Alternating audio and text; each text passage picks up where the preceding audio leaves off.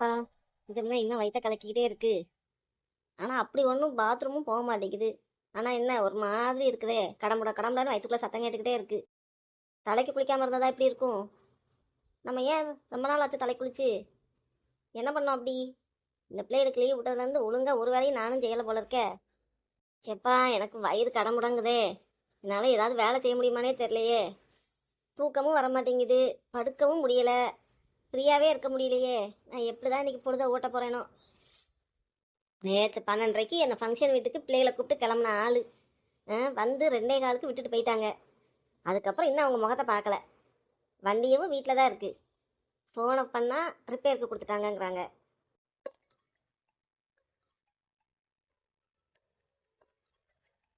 என்ன ஃபோனை அடிக்குது? ஹலோ. சக்தி, என்ன போனே காணோம்? ஓ அப்படியா, நான் ஃபோனே பண்ணலண்ணே. சரி, வேற? எடி, ஒண்ணும்ல. இந்த சங்கரனை தெரியும்ல, அவங்க நேற்று தோட்டத்துக்கு கூப்பிட்டாங்க. அவங்க கூட தான் போயிட்டேன் பார்த்துக்கோ. சரி, அதையே இப்போ என்கிட்ட ஃபோன் பண்ணி சொல்கிறீங்க? என்னை கூப்பிட வர்றியா பஸ் ஸ்டாண்டுக்கு? புது பஸ் ஸ்டாண்டுக்கு வந்தா என்னை கூப்பிட வந்துடுவியா? ஆ, முடியாது. சரி வை, நான் பாத்துக்கிறேன். நான் ஃபோனே பண்ணலையாம்ல. ஏப்பா, எப்படி பிளேட்டை திருப்பி போடுறாங்க? சொல்லிட்டு போகிறதெல்லாம் கிடையாது, ஒன்லி இன்ஃபர்மேஷன் மட்டும்தான். நான் என்ன பொண்டாட்டியா? அவர் வச்சிருக்க வேலைக்காரி தானே, அதனால் அப்படி தான் இன்ஃபர்மேஷன் தான் கொடுப்பாரு.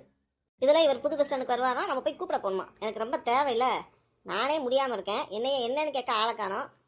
இவங்க பெரிய ஊரை சுற்றிட்டு வருவாங்க, ஐயாவை அழைக்க போகணும். நல்லா போவேன். பார்ப்போம் எப்போ தான் வராங்கன்னு பார்ப்போமே.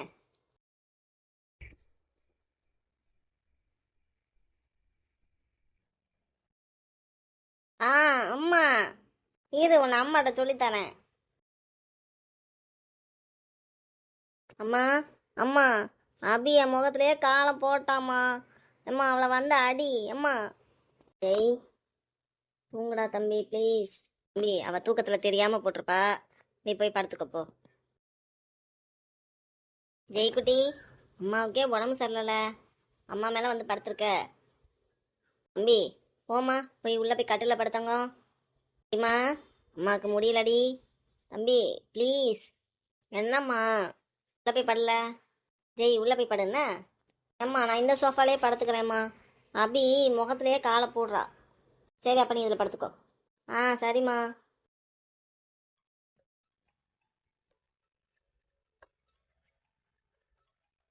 ஹலோ. வந்து கதவை தர.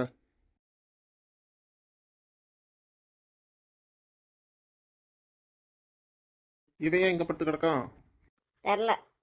இந்த சங்கரனை சொன்னல, பாவம், அவர் தான் வந்து விட்டுட்டு போறாரு. அவர் கூட ஊர் சுத்த போனால் அவர் தான் வந்து விட்டுட்டு போவார். என்னது? ஆமாம், நைட்டெல்லாம் எங்கே போனீங்க? இட்டி அதைத்தானே சொன்னேன். இந்த சங்கரண்ணன் தோட்டத்துக்கு போனோம், அங்கே ஸ்விம்மிங் பூல் இருக்குன்னாரு. சரின்னா அங்கே போனோம். ஏன் அப்போ நைட்டெல்லாம் எல்லாரும் ஸ்விம்மிங் பூலில் உட்காந்து விளாண்டுட்டு இருந்தீங்களா? இல்லை, அவர் ஒரு 11 மணிக்கு வந்து விட்டுறேன்னு சொல்லி களக்காடு பக்கம், அது என்ன பக்கத்தில் நினச்சியா? 11 மணிக்கு விட்டுறேன்னு சொன்னார். அப்புறம் நைட்டு அப்படியே சாப்பாடு செய்ய ஆரம்பிச்சு அப்படியே பொழுது போயிடுச்சு. அதான் காலையில் நீ வரவியா, புது பஸ் ஸ்டாண்ட் வந்துட்டா கூப்பிட வருவியான்னு கேட்டேன். நீ தான் வரமாட்டேன்ட்டல. ஆனால் உங்களுக்கு தைரியம் ஜாஸ்தி தாங்க. நேற்று மத்தியானம் 12:30க்கு உங்களை பார்த்தேன். இப்போ காலையில் 7 மணிக்கு வந்துட்டு என்னை புது பஸ் ஸ்டாண்ட் வந்து கூப்பிடலன்னு குறை வேற சொல்கிறீங்க. டீ குறையா சொன்னேன், நீ கூப்பிட வரல, அதனால பாவம் அவர் தான் வந்து விட்டுட்டு போனாருன்னு தானே சொல்கிறேன். அது எப்படிங்க? எனக்கு புரியலை. எப்படி நைட்டு முழுக்க எங்கேயாவது இருந்துட்டு வந்து சொல்லிக்கலாம்னா? இவ ஒரு லூஸு தானே, நம்ம எதை சொன்னாலும் நம்புவா. சக்தி, இப்படி பேசாத பார்த்துக்கோ. என்னது இப்படி பேசாத? ஏட்டி, நானும் உன்ட்ட பொய்யா சொல்ல போகிறேன். இப்போ என்ன, ஃப்ரெண்ட்ஸ் எல்லாம் சேர்ந்து அந்த அண்ணன் தோட்டத்துக்கு போனோம். வேணா வா, உங்களையும் கூட்டு போகிறேன், அழகா இருக்கு. அவங்களும் அப்படி தான் சொன்னாங்க. எப்பா நீ பொண்டாட்டி பிள்ளைகளை எப்போ வேணாலும் கூப்பிட்டு போமா. என் மேலே நம்பிக்கை இல்லைன்னா வா, அந்த தோட்டத்துக்கே கூப்பிட்டு போகிறேன், அழகா இருக்கும். சரி வாங்க போவோம். போகலாம், ஆனால் நீ தான் செலவு பண்ணணும், என்கிட்ட பைசா இல்லை. ஏதோ நான் செலவு பண்ணுமா? ஆமாம், இருந்ததெல்லாம் தான் செலவு பண்ணிட்டேன்ல. அப்படியா? அப்படி என்ன செலவு பண்ணீங்க? மாதம் எனக்கு 80,000 போட்டு விட்டீங்களா? வெறும் 7,000 போட்டு விட்டீங்க. அதில் 4,500 ஜாமான் வாங்கிட்டேன், பால் கொடுத்துருக்கேன், மெயின்டெனன்ஸ் கொடுத்துருக்கேன். இருந்ததை வச்சு நான் ஒப்பேற்றிக்கிட்டு இருக்கேன். இதை இன்னமும் நான் போடணுமாம்ல? எனக்கு புரியல. சரி, இப்போ என்கிட்ட இல்லை, இருந்தா நீ போடு, அதுக்கப்புறம் தரேன் தானே சொல்கிறேன். எனக்கு புரியல. இந்த இருந்தானா எப்படி இருக்கும்? ஒன்று இதுக்கு முன்னாடி நீங்கள் கொடுத்து வச்சுருக்கணும், இல்லை நான் எதுவும் வேலைக்கு போகிறேன்னா. எனக்கு புரியல. அந்த இருந்தான்னா எப்படி வரும்? அது நீங்கள் கொடுக்குற காசை மிச்சம் பண்ணி வச்சுருந்தா தானே. இங்கே மிச்சம் பண்ணுற அளவுக்கு நீங்கள் வச்சுருக்கீங்க. எங்கள் வீட்டுக்கு 16,000 செலவாகுதுன்னா 2,000 கம்மி பண்ணி 14 தான் போட்டு விடுவீங்க. சக்தி, இதெல்லாம் தெரிஞ்ச கதை தானே, கொஞ்ச நாள் அனுசரிச்சுக்க. எத்தனை கொஞ்ச நாள்? இதுக்கு தான் வேற ஒரு ஐடியா சொன்னா அதையும் கேட்க மாட்டீங்க. இது இந்த வெயிட்டை சேல் பண்ணுறது. ஆமா, வீட்டை சேல் பண்ணிட்டா ஒரு 65 வரும். நானும் என் கடனை அடைச்சிட்டு உனக்கு அக்கௌண்ட்ல ஒரு 20 போட்டு விடுறேன் தானே சொல்றேன். அதையும் கேட்க மாட்டீங்க. அதானே, வாங்கி பிள்ளைகளுக்கு வைக்கணும்னு நினைக்காதீங்க. எதுனாலும் வித்து தின்னுட்டு போயிடணும். சித்தி இப்போ என்ன செய்ய, கொஞ்சம் எனக்கு லாஸ் ஆயிடுச்சு தெரியாம ஷேர் மார்க்கெட் பண்ணிட்டேன். அதுல ஒரு 8 லட்சத்தை விட்டுட்டேன். இப்போ என்ன பண்ணணுங்கிற, அதுக்கு வட்டி போகுது. உன்கிட்ட நான் சொல்லிட்டேன். என்னத்த சொன்னீங்க? நீங்கள் அதை உங்கள் ஃப்ரெண்டு பண்ணுறாங்க, நீ படித்து நீ செய்யின்னு என்னைய தானே சொன்னீங்க. அப்புறம் எதுக்கு அதை நீங்கள் செஞ்சீங்க? எம்மா தெரியாம செஞ்சுட்டேன். முதல்ல ஒரு 3 மாசம் நல்லா தான் வந்தது. அதுக்கப்புறம் எப்படி போச்சுனே தெரியல, போயிருச்சு. முடிஞ்சு போச்சு, என்ன பண்ணணுங்கிற. உங்களுக்கு ஹோட்டல் போனால் ஒரு இட்லியை ஆர்டர் பண்ணிவிட்டு அந்த இட்லி வர வரைக்கும் நீங்கள் பொறுக்க மாட்டீங்க. உங்களுக்கு ஷேர் மார்க்கெட்லாம் பொறுமையாக இருக்க வேண்டிய விஷயம். உங்களுக்குலாம் அதுக்கு லாய்க்கப்படுமா? அதை எதுக்கு நீங்கள் செய்யணும்? இடி அதான் முடிஞ்சு போச்சே. முடிஞ்சு போனதையே திருப்பி திருப்பி பேசி என்ன பண்ண, இப்போ என்ன பண்ணணுங்கிற. ஒன்றும் பண்ண வேண்டாம். எனக்கு நேற்று சாயந்தரத்துலேருந்து உடம்பு சரியில்லை, உனக்கு தெரியுமா? என்னாச்சு? ஒரே வயிற்றால. அவ்வளோதானே? ஓ அவ்வளோதானவா? சரி, விடுங்க விடுங்க. இது என்ன லூஸ் மோசம் தானே? சரிங்க, இப்போ நான் ஒன்றும் சொல்லலை. லூஸ் மோஷன் போகுதுங்கிறேன். என்னம்மா என்னாச்சு? இப்போ பரவாயில்லையா? அதெல்லாம் கேட்கல. அவ்வளோதானவா? இவருக்கு உடம்பு சரியில்லைன்னா இவர் அப்படியே பம்பரமாக சுற்றி வந்துடுவார்ல. சரி இருக்கட்டும், இன்னைக்கு அவர் என்ன தான் செய்கிறாருன்னு பார்ப்போம். சக்தி, நீ இப்படியே இருந்தேன்னா சரிப்பட்டு வராது. என்னது ரூபா, நீ இருந்தால் செலவழிங்கிறாங்க, அவ்வளோதானங்கிறாங்க. நீ இப்படியே இருந்தேன்னு வச்சுக்கோ, நல்லா இவங்க உன் தலையில் மிளகா அரைச்சிருவாங்க. இன்னைக்கு அந்த சுண்டலை அவிச்சு வச்சிருக்கு, அதை என்னத்தையாவது செஞ்சு காலையில் சாப்பிட்டுக்கட்டும். மத்தியானம் வேணால் அந்த பயிரெல்லாம் போட்டு குழம்பு வச்சுருவோம். அவ்வளோதான். எப்பா நம்மளும் ரெஸ்ட் எடுக்கணும். ரெஸ்ட் எடுக்கலன்னா அவ்வளோதான். எப்பா எவ்வளோ டயர்டாக இருக்குது. ஏதாவது தண்ணி குடித்தாலே வயிறு ஒரு மாதிரி இருக்குது. அதுக்கு பயந்துக்கிட்டு தண்ணி கூட குடிக்காமல் எப்படி வேலை செய்ய முடியும்? நல்ல வேலை, நேற்று நைட்டு இந்த பயிரெல்லாம் நனைய போட்டோம். இல்லைன்னா என்னத்தை காலையில் செய்ய? அரைச்சி வச்ச மாவும் முடிஞ்சிருச்சு. சரி, இதை அவிச்சு வச்சுருவோம்.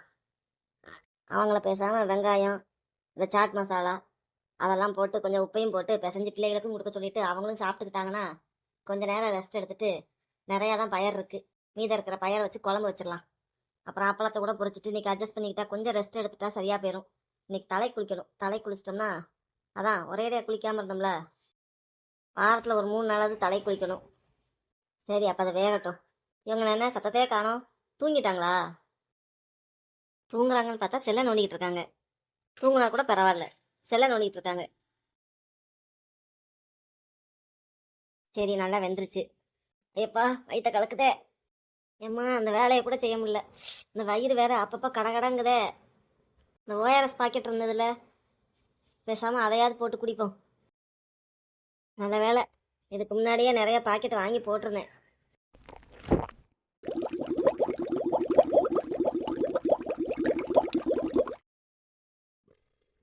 எப்படி ஓஆர்எஸ் குடிச்சா சரியாயிருமா இல்லை வேற எதுவும் பண்ணணுமா? சரி, கொஞ்ச நேரம் போய் படுப்போம்.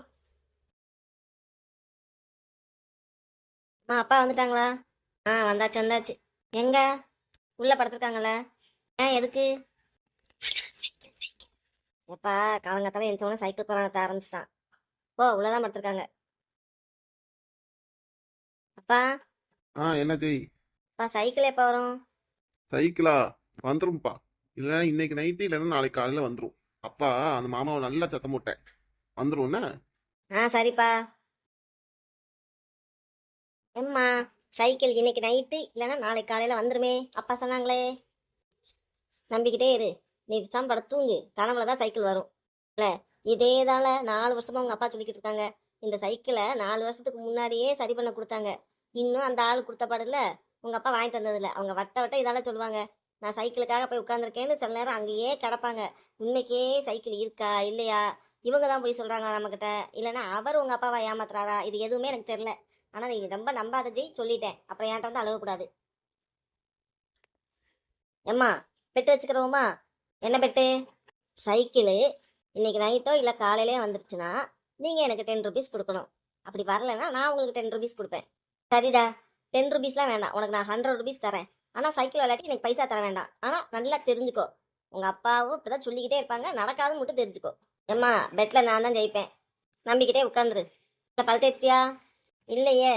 போய் பல் தேய்ச்சிட்டு அம்மா மிக்சடு சுண்டல் அவிச்சு வச்சுருக்கேன், உங்கள் அப்பாவை அதில் வெங்காயம் தயிர் உப்பு போட்டு மிக்ஸ் பண்ணி கொடுக்க சொல்லு. சரிம்மா. ஜெய் இந்தா சாப்பிடு. சரிப்பா.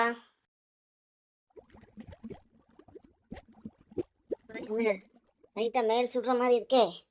அந்த பயரை சாட் மாதிரி பண்ணி கொடுங்கண்ணா. நல்லா இப்படி கடைஞ்சி எண்ணெயத்தை களி மாதிரி எனக்கு கூழ் மாதிரிலாம் இருக்கு. சரி அட பாவமே, என்ன பண்ணி வச்சிருக்காங்க பாரு. இவங்க தானே போய் 30 ரூபாய்க்கு அது இடத்தையும் வாங்கிட்டு வந்தாங்க. இப்படி போய் கடையில் வாங்கி சாப்பிட்றாங்களேன்னு தான் நான் செஞ்சேன். ஒன்றுமே இல்லை. அந்த பயரில் வெங்காயம், கொஞ்சோடி சாட் மசாலா, மாங்காய் இருந்தால் மாங்காய், கேரட்டெல்லாம் போட்டு லைட்டாக உப்பு தயிரையும் போட்டு மிக்ஸ் பண்ணாலே போதும். மாங்காய் கேரட்டு இப்போதைக்கு வீட்டில் இல்லை. தயிரும் உப்பையும் போட்டு இவங்க அப்பா மிக்ஸ் பண்ணி கொடுக்க சொல்லுங்கண்ணா. என்னத்தையோ பண்ணி வச்சுருக்காங்க. செய்ய தெரியாமல் செய்கிறாங்களா இல்லை நல்லா செஞ்சால் திருப்பி திருப்பி செய்ய சொல்லிடுவான்னு நினச்சி செய்கிறாங்களான்னு தெரில. ஜெய் என்ன சாப்பிட்லையா? சாப்பிட்ணுமா? சாப்பிடு. பாரு, அவனுக்கு சுத்தமாக பிடிக்கவே இல்லை.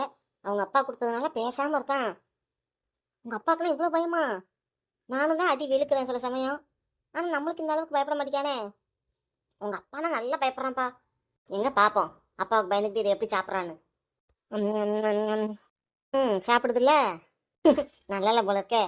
என்ன இப்போதான் அந்த மாதிரி இருக்கு, அதுக்குள்ளேயும் திருப்பி எங்கேயோ கிளம்பியாச்சு. நீங்கள் சாப்பிடலையா? எனக்கு வேண்டாம். எனக்கு வயிறே சரியில்லை. நான் வெளியே போயிட்டு வரேன். நீங்கள் வந்ததே காலையில் 7 மணிக்கு தான். இப்போ திருப்பி எங்கே வெளியே போகிறீங்க? சரி, ஏதோ உங்க அம்மா இருக்கிற ரூம்ல டிவியை மாத்தி வைக்கணும்னு சொன்னீங்க, மாத்திடுவோமா? இல்லை, இப்போ அந்த அம்மா க்ளீன் பண்ணுற அம்மா வரும், அதனால் இப்போல்லாம் முடியாது. ஆமாம், இப்படி களி கணக்காக கிண்டி கொடுத்துருக்கீங்களே, அதை எப்படி அவன் சாப்பிடுவான்? இது எனக்கு என்ன செய்ய தெரியும், அவ்வளோதான் தெரியும். ஏங்க, நான் ஒன்றும் உங்களை அறுசுவை விருந்து ஒன்று ரெடி பண்ண சொல்லலை. நீங்கள் இந்த கேரட்டு, தக்காளி, வெள்ளரிக்காயெல்லாம் போட்டு ஏதோ சாலடுலாம் பண்ணுவீங்களே, அதே மாதிரி தானே இது.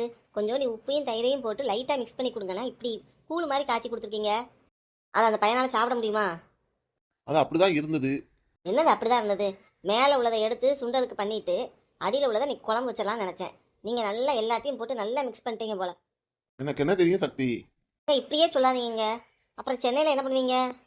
சென்னையில் என்ன பண்ணுவேன், அங்கேயும் இப்படி தான் இருப்பேன். ஏங்க, உங்களை ஒன்றும் வகை வகையாக செய்ய சொல்லலை. ஒரு உப்பையும் கொஞ்சோண்டி தயிரையும் ஊற்றி மிக்ஸ் பண்ண என்னங்க? நீங்கள் தானே இதை போய் வெளியே சாப்பிடுவீங்க.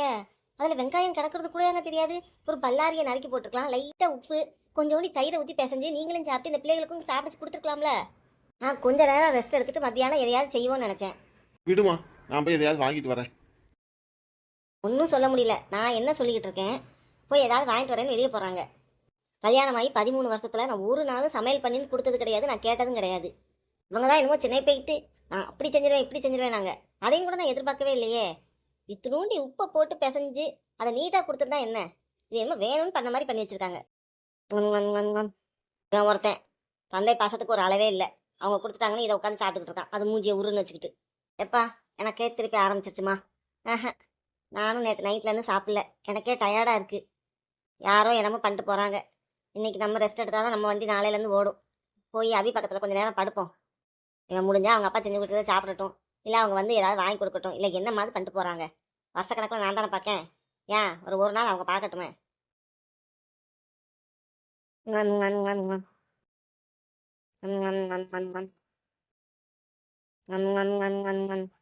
ஜெய் இல்லை, அப்போ அதை பிடிச்சி உட்காந்து சாப்பிட்ட மாதிரி தான் இருக்குது. ஆனால் ஒன்றுமே காலி ஆகலை. என்னத்தில் பண்ணிக்கிட்டு இருக்க? சாப்பிட முடியலன்னா போய் போடு போ. நீ வாட்டுக்கு முடியாமல் சாப்பிட்டுட்டு வாந்தி எதுவும் எடுத்து வச்சிடாத. எனக்கே ஏற்கனவே முடியல, இன்னும் உனே வேற என்னால் பார்க்க முடியாதுப்பா. போ வை போ. சாப்பிட போறியா வைக்க போறியா? போதும்மா, வயிறு நிறைஞ்சிருச்சு. போ, அப்போ தட்டை கூட போய் சிங்கில் போடு. சரிம்மா. இது அவனுக்கு ரொம்ப பிடிக்கும். ஒழுங்காக செஞ்சு கொடுத்துருந்தா நல்லா சாப்பிட்ருப்பான். சாப்பிடவே இல்லை, என் வயிறு நிறைஞ்சிருச்சான்.